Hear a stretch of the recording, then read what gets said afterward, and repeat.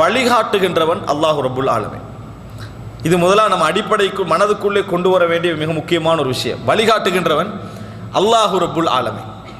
அல்லாஹ் ரப்புல் ஆலமீனால் மட்டும்தான் ஒருவனை வழி தவற செய்ய முடியும், ஒருவனை நேர்வழிப்படுத்த முடியும். ஒருவர் சாதாரண இல்முடன் அல்லாஹு தாலா அவரை என்ன செய்யலாம், நேர்வழியின் பக்கம் நடத்தி செல்லலாம். அறிவோடு அல்லாஹு தாலா நினைத்தால் ஒருவரை வழிகெடுக்கலாம்.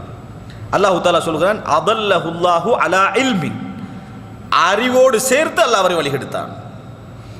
அல்லாஹு தாலா அறிவு கொடுத்து அவரை வழிதவர செய்தான்.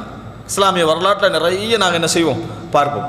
இஸ்லாத்துக்குள்ளவங்களை மட்டும் இது சொல்லலை, இஸ்லாத்துக்கு வெளியே பெரிய ஆய்வாளர்கள் சிந்தனையாளர்களாக இருப்பார்கள். ஆனால் என்ன செய்யாது, அவர்களுக்கு உண்மையை அறிந்து கொள்ளக்கூடிய அந்த வழி அல்லாஹ் தஆலா என்ன செய்ய மாட்டான், கொடுக்க மாட்டான். அதல்லஹுல்லாஹு அலா இல்மின், அறிவு இருக்குது, ஆனால் அல்லாஹ் தஆலா என்ன செஞ்சிட்டான், வழிதவறு செய்து விட்டான். அன்புள்ள சகோதரர்களே, எனவே முதலாவது நாங்கள் புரிந்து கொள்ள வேண்டிய விஷயம், ஹிதாயத் என்பது, நேர்வழி காட்டல் என்பது யாருடைய கையில் உள்ள விஷயம், அல்லாஹு ரப்புல் ஆலமீனுடைய கையில் உள்ள ஒரு விஷயம். அல்லாஹு தாலா நினைத்தால் அறிவு சாதாரணமாக உள்ளவருக்கும் சரியான வழியை காட்டி சொர்க்கத்துக்கு கொண்டு போய் என்ன செய்திருவான், சேர்த்துருவான். அல்லாஹு தாலா நாடினான் என்று சொன்னால் அறிவை நிறைய கொடுத்து வழிதவற செய்து விடுவான். இதை நம்ம புரிந்து கொள்ளணும். அதனால தான் எங்களுக்கு குர்ஆனிலே ஹிதாயத்து சம்பந்தமாக நிறையவே பேசப்பட்டிருக்கின்றன. இந்த தலைப்புக்குள் இது ஒரு பகுதியாக இருந்தாலும் ஹிதாயத் என்பது ஒரு தனித்தலைப்பு. ஹிதாயத் என்பது ஒரு தனித்தலைப்பான ஒரு விஷயம். அன்புள்ள சகோதரர்களே, நாங்கள் குர்ஆனிலே பார்க்கிறோம், எமக்கு அல்லாஹு தாலா சொல்லித்தந்த தினந்தோறும் கேட்க சொன்ன துவாக்களில் நாம் இது போன்ற ஒரு துவா கேட்போம் என்று சொல்ல முடியாது. எது?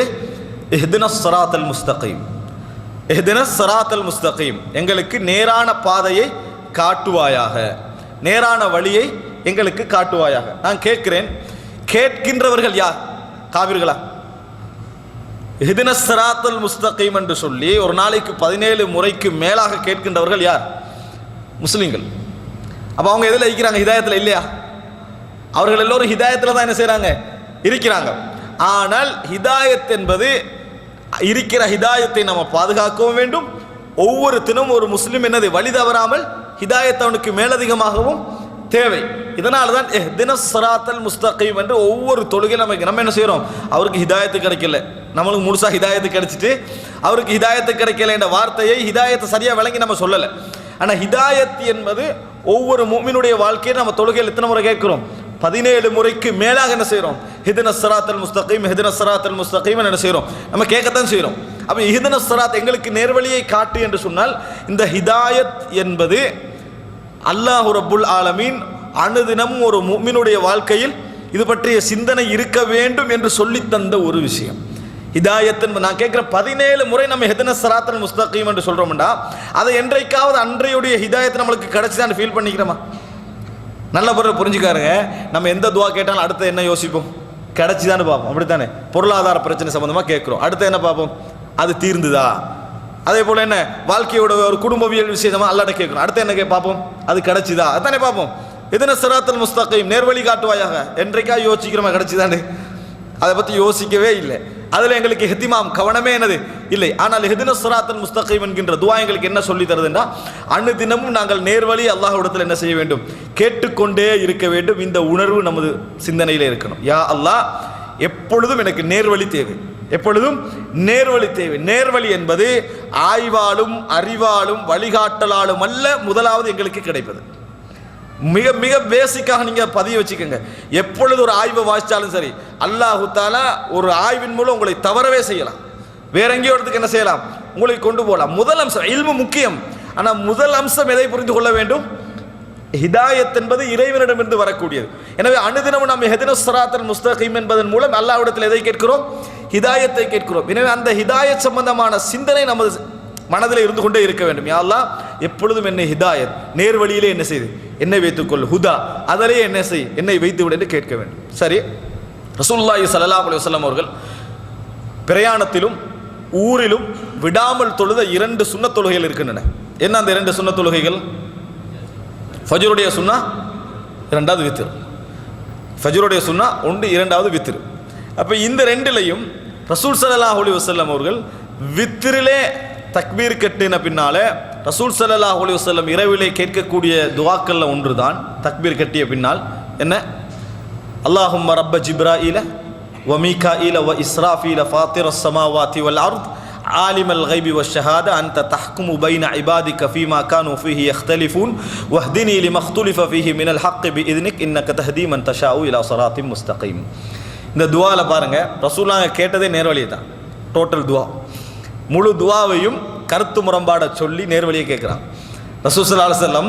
இது இரவுல ரசூல் ஸல்லல்லாஹு அலைஹி வஸல்லம் ஓதுவார்கள் என்றே சஹீஹான ஹதீஸில் என்ன செய்கிறோம் நாங்கள் பார்க்கிறோம். ஜிப்ரீலுடைய இறைவனே, மீகாயிலுடைய இறைவனே, இஸ்ராஃபீலுடைய இறைவனே, உனது வானங்களை பூமியை படைத்தவனே, நீ உனது அடியார்கள் கருத்து முரண்படுகின்ற பொழுது நீதான் தீர்ப்பளிக்கிறாய். உனது அடியார்கள் கருத்து முரண்பாடுனே ஃபிக்குக்குள்ளே போயிடக்கூடாது. கருத்து முரண்பாடு என்றது நான் சொல்றது உலகத்திலேயே கிறிஸ்தவர்களுக்கு முஸ்லிம்களுக்கு முரண்பாடு விளங்கிட்டா. இந்த முரண்பாடுகள் இருக்கின்றனவே, இந்த முரண்பாடுகளுக்கு மத்தியில் தீர்ப்பளிப்பவன் யாரு?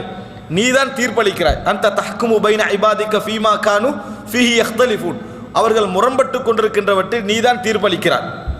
எனவே வஹ்தினி லிமக்துலிஃப ஃபீஹி மினல் ஹக், எந்த உண்மையில் அவர்கள் முரண்பட்டு கொண்டிருக்கிறார்களோ அந்த உண்மைக்கு எனக்கு வழிகாட்டு.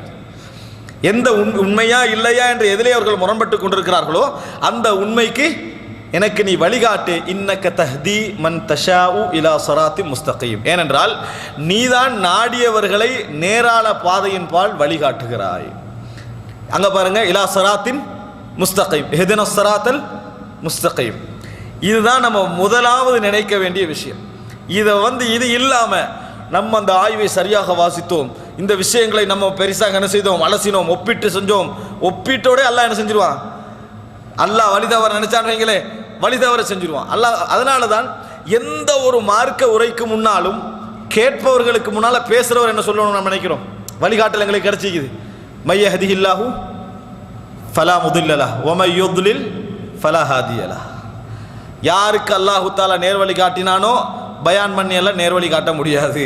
அதான் அது என்ன சொல்றது அந்த வசனம்? மையஹ்திஹில்லாஹு, யாருக்கு அல்லாஹு தஆலா நேர்வழி காட்டினானோ ஃபலா முதில்ல லஹ், அவனை வழிதவற செய்கின்றவன் யாரும் கிடையாது. வ மை யுத்லில், எவரை அல்லாஹு தஆலா வழிதவற செய்து விட்டானோ அவருக்கெல்லாம் என்ன செய்ய முடியாது? நல்ல பயான் நல்ல விளங்கப்படுத்தி அவர்களை என்னதான் பேசினாலும் என்ன செய்ய முடியாது? நேர்வழி காட்ட முடியாது. பாருங்க சுப்ஹானல்லாஹ், ஒவ்வொரு மார்க்க உரைக்கு முன்னாலும் மையஹ்திஹில்லாஹு ஃபலா முதில்ல லஹ் வ மை யுத்லில் ஃபலா ஹாதிய லஹ். நீ வழிதவற செய்ய நினைச்சாலும் கேட்கிறவங்கள ஒரு நாள் என்ன செய்ய முடியாது, உண்ட ஜஹாலத்து போய் அவர்களை வழி செவரவும் செய்யாது. அல்லாஹ் தஆலா அவர்களுக்கு நேர்வழி காட்டிட்டான்னு சொன்னா நீ வழிகேடு சம்பந்தமா நாள் ஃபுல்லா பேசினால் அவங்க என்ன செய்ய மாட்டாங்க? வழி தவற மாட்டார்கள். இது மாத்திரமல்ல, இந்த வார்த்தையை நம்ம அதுல சொல்றோம் என்று சொன்னால், ஒரு உரைக்கு முன்னால் சொல்றோம், ஹிதாயத் எங்கெல்லாம் சம்பந்தப்படுதுன்னு பாருங்க. நாங்கள் எவ்வளவு நம்ம எப்பயாவது ஒரு உண்மையை தேடுகிற நேரத்தில் இது பற்றி யோசிக்கின்றவர்கள் எத்தனை பேர் இருப்பாங்கல்ல?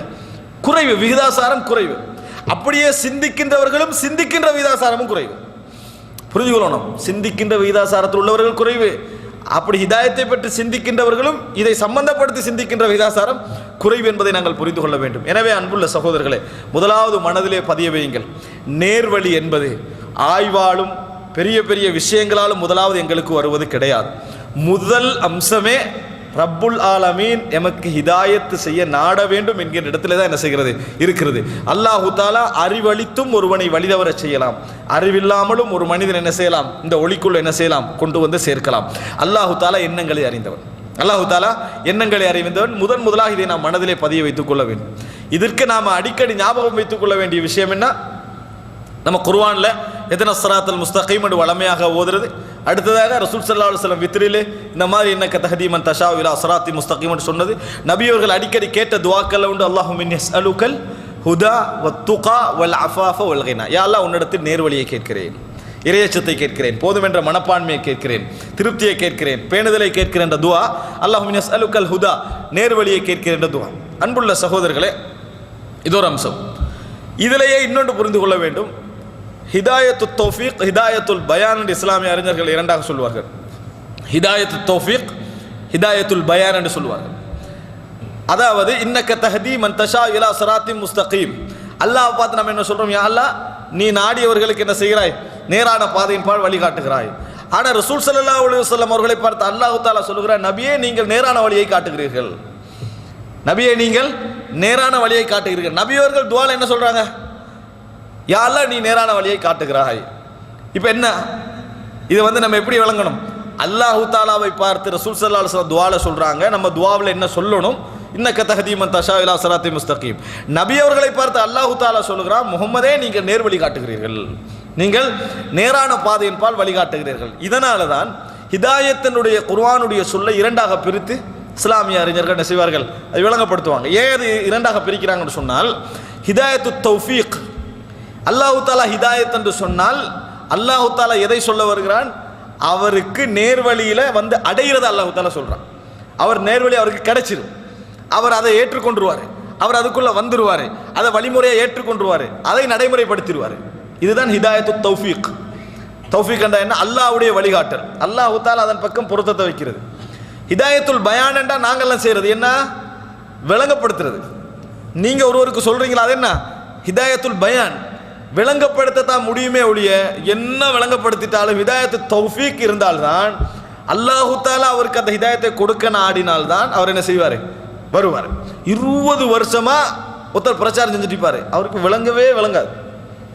21வது வருஷம் வளர்ந்துடும், எனக்கு இப்போ தான் விளங்கி சொல்லுவார். அப்போ நீங்கள் என்ன யோசிப்பீங்க சொல்லுங்க? 20 வருஷமாக நான் என்னமெல்லாம் விளங்கப்படுத்தி எனக்கு விளங்கலை, எப்படி இந்த ஒரு விஷயம் எனக்கு விளங்கிச்சு? அல்லாஹு தாலா நினைச்சான் அந்த நிமிடத்தில் என்ன செய்வான்?